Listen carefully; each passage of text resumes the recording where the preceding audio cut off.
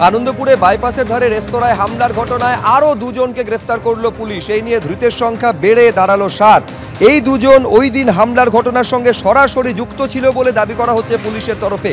আরও বিস্তারিত আমরা এই নিয়ে জানবো, কথা বলবো আমাদের প্রতিনিধি ময়ূক ঠাকুর চক্রবর্তীর সঙ্গে। অর্থাৎ ময়ূক, ঘটনার পর 4 দিন পেরোতে চললো, বেশিরভাগ এখনো অভিযুক্তরা অধরা।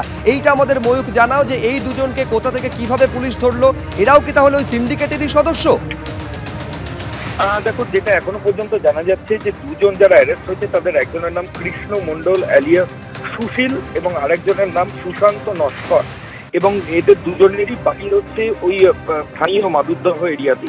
ঘটনার পর থেকে এরা অ্যাবসকন্ডিং ছিল, পলাতক ছিল। বাড়ির কাছাকাছি গতকাল রাতে এদেরকে দেখতে পাওয়া যায় এবং তারপরেই পুলিশ আধিকারিকরা এদেরকে গ্রেফতার করে। এর আগে সঞ্জয় দাস সহ, যিনি এফআইআর নেম অ্যাকিউজড, এই সঞ্জয় দাস সহ 5 জনের আগে অ্যারেস্ট হয়েছিল শুভ্রজিৎ। এরপর আরো 2 জন অ্যারেস্ট হলো। এখনো পর্যন্ত 7 জনকে এই ঘটনায় পুলিশ আধিকারিকরা অ্যারেস্ট করেছে। লালবাজারের তরফ থেকে যেটা বলা হচ্ছে যে সেই দিন ফুটেজে যাদের যাদের ওখানে দেখতে পাওয়া গেছিল প্রত্যেককে পুলিশ আধিকারিকরা খুঁজছে এবং তাদের বাড়িতে ইতিমধ্যে সার্চ অপারেশন হয়েছে।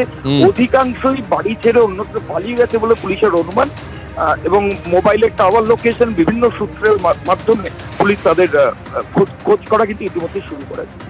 বেশ ময়ূক, তোমাকে আপাতত ধন্যবাদ। আনন্দপুরে পানশালায় ভাঙচুরের ঘটনায় নয়া তথ্য। ইতিমধ্যেই বিজয় মণ্ডল অ্যালিয়াস টাইগার বলে একজনকে গতকাল রাতে আনন্দপুর থানার পুলিশ আধিকারিকরা গ্রেফতার করেছে। বিজয় মণ্ডলের বাবা যেটা দাবি করছেন যে ঘটনার দিন রাতে বিজয় মণ্ডল বাড়িতে ছিল। আমরা এই মুহূর্তে যে সিন্ডিকেট অফিসের সামনে রয়েছি, এই সিন্ডিকেটের অফিস থেকেই কিন্তু বিজয় মণ্ডলের কাছে ফোন আসে এবং বলা হয় যে একটা মিটিং আছে, এবং সেই মিটিংয়ের পরই কিন্তু আনন্দপুরের এই পানশালায় বেধড়ক মারধর এবং ভাঙচুরের ঘটনা ঘটে। ইতিমধ্যেই পুলিশ আধিকারিকরা গোটা ঘটনায় সঞ্জয় দাস, যে এফআইআর নেমড অভিযুক্ত, সে ছাড়াও 4 জনকে গ্রেফতার করেছে। বিজয়ের বাবা যেটা দাবি করছেন যে এই গোটা ঘটনায় তার ছেলে ঘটনাস্থলে হয়তো উপস্থিত ছিল, কিন্তু মারধরের ঘটনায় সে ছিল না। 200 থেকে 250 সদস্য রয়েছে এই সিন্ডিকেটের, যারা এলাকায় সিমেন্ট থেকে বালি বিভিন্ন জিনিস সরবরাহ করে, এমনটাই কিন্তু খবর। পুলিশের তরফ থেকে যেটা বলা হচ্ছে যে এখনো পর্যন্ত যারা পলাতক রয়েছে তাদের খোঁজে তল্লাশি অভিযান হচ্ছে। খুব দ্রুত বাকি অভিযুক্তরা গ্রেফতার হবে। ক্যামেরায় দীপ্তেন্দু চক্রবর্তীর সঙ্গে ময়ূক ঠাকুর চক্রবর্তী, এবিপি আনন্দ, কলকাতা। থানা থেকে যখন গেল সেখনই আমি জানতে পারলাম এরকম। ছেলে কি ভাঙচুর করেছিল? ছেলে ভাঙচুর করেনি। ছেলেকে জিজ্ঞেস করলাম, ছেলে বলছে আমি ভাঙচুর করিনি, আমি ওখানে দাঁড়িয়েছিলাম স্পটে। কত রাতে ওরা কোথায় জড়ো হয়েছিল? জড়ো হয়েছিল সিন্ডিকেটের ওখানে, বলছিল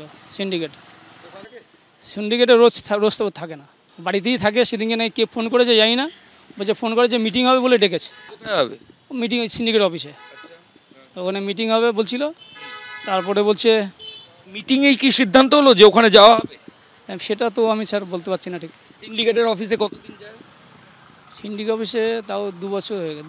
কি কাজটা কি মূলত সিন্ডিকেটের? এটা আমরাও জানি সিন্ডিকেট, এখন সিন্ডিকেটে কী কাজ সেটা বলতে পারবো না। সিন্ডিকেট জানি এই অবধি অ্যাপ্লাই করে বালি সাপ্লাই টাপ্লাই হয়তো হবে হয়তো, কিন্তু পয়সা পায়।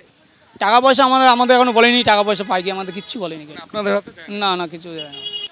ওই দিন রাতে যারা ঝামেলায় গেল সবাই কি ওই মাতারা সিন্ডিকেটেই থাকে?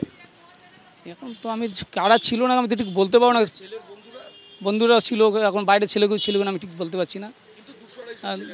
ওই গ্রুপে ছেলে ওদের আছে, অতগুলো ছেলে সিন্ডিকেট আছে, ছেলে আছে।